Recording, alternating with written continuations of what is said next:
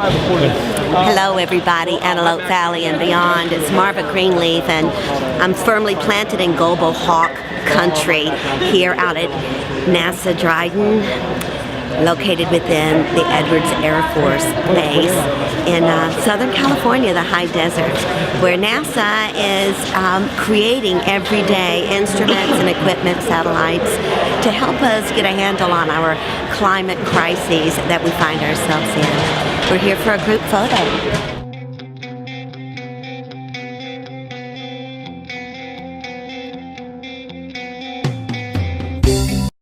She speaks about you. Yeah. That's who she is. Right, yeah. Oh, yeah, I'm sure she'll be by.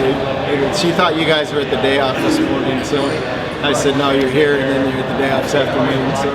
Yeah, I think we even have given her that misinformation. Yeah. So. Oh, yeah. Look at here. Maybe in the back. Oh, here we go. The photographers are always so... behind the lens, dude. I know it. They're always so camera shy. I have two of NASA's photographers right here with me. I know this one's Jim, and I know this one's Carla. And you guys bring that eye, that eagle eye, right here to NASA. How long have you been involved, Carla? 21 plus years. And you're still as hooked as you've always been. Yep. You too, aren't you, Jim? Yep, 23 years. 23 years of inspiration and creation and documentation for NASA Dryden. So we're investing in today while building the future right here in the Antelope Valley. I wish I had two of these buttons. I'd give you each one. AV nice. Thank you both. Thank you. Love you. Love you. Hi everybody, Kent Fuller here is with me. He's a pilot of a Global Hawk. Now, that's kind of a unique situation because as a pilot, you think you're in the plane. Right. But you're not. I feel like I'm in the plane though. Do you really? Yeah. It's an amazing kind of technology. It's a difference from man flight, very true. And are there disadvantages, advantages, or do you have all the information right there? Well, the advantage is I can pretty much fly around the world and still sleep at home every night. That's good. That's good. The disadvantage is I do not have the seat of the pants feel for the airplane. I mean, when you're flying a manned aircraft, you hear the drone in your ears. You know when throttles change. You know when you're in turbulence and that type of thing. You do not have that feel in this airplane. So you have to rely on the instruments. Now, so an instrument, so you're flying the plane, but you're not. Are you involved in the actual science going on? No, that's what we have. The flight area that we operate out of has two rooms on it. They're divided by a glass window, and all the scientists are behind the partition, essentially, and the pilots and the flight crew are forward of it. So we still keep in both visual and verbal contact with each other as we're going along. So they're maintaining all their 12 instruments on board the airplane.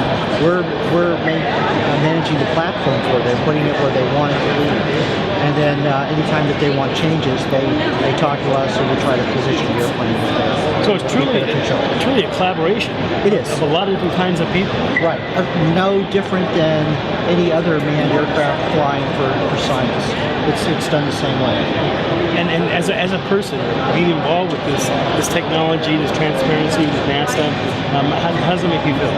Oh, I think it's really cool, quite honestly. I mean, it's the state of the art, it's the way of the future. Why wouldn't you be excited about it? Well, great. Well, thank you so much. You're very welcome.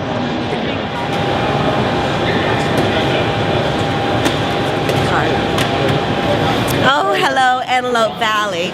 I live today, AV. My name is Marva Greenleaf, and it is my pleasure to be in Global Hawk country out here within NASA Dryden. And I'm with the historian of NASA Dryden, Christian Gelser. Gelser, correct. Well, it's so good to see you this day. It's a pleasure to have you here. Thank you. And tell us in 3 minutes or less all you know about the history of NASA. Oh, history in 3 minutes or less. We came out here as an organization in 1946, originally to help the Air Force find out if you could fly faster than the speed of sound. And in the process, what they realized was that everything they'd known about aerodynamics and flight up to that point was irrelevant. because they knew nothing about high-speed flight when it came to flying faster than the speed of sound.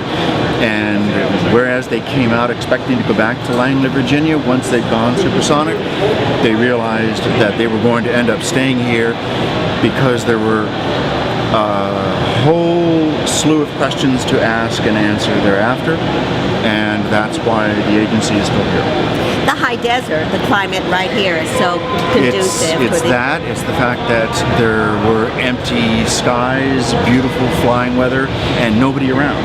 So you could do things without hurting or bothering people, and the weather was conducive to this sort of research. So this is why they came in the first place, and this was the ideal place to do that sort of research. And so this is why they're still here, along with the Air Force that keeps testing aircraft.